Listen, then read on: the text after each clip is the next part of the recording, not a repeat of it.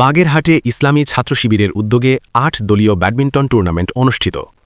বাগেরহাট জেলা প্রতিনিধি মোহাম্মদ রাকিবুল ইসলাম। বাংলাদেশ ইসলামী ছাত্র শিবির বাগেরহাট সদর উত্তর থানা শাখার উদ্যোগে একটি ৮ দলীয় ব্যাডমিন্টন টুর্নামেন্ট অনুষ্ঠিত হয়েছে। গত ১৪ জানুয়ারি বুধবার সন্ধ্যায় বাজুয়া এলাকার একটি মাঠে এই টুর্নামেন্টের আয়োজন করা হয়। রাত ৮টা থেকে শুরু হয়ে পর্যায়ক্রমে ধাপে ধাপে খেলা সম্পন্ন হয়।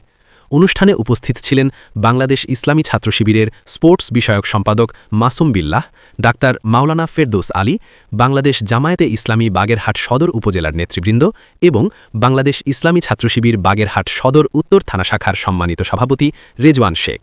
এছাড়াও বাংলাদেশ ইসলামী ছাত্র শিবির ও জামায়াতে ইসলামের বিভিন্ন পর্যায়ের নেতাকর্মীরা উপস্থিত ছিলেন।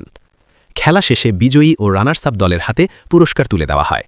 পুরস্কার বিতরণ শেষে আনুষ্ঠানিকভাবে অনুষ্ঠানের সমাপ্তি ঘোষণা করা হয়।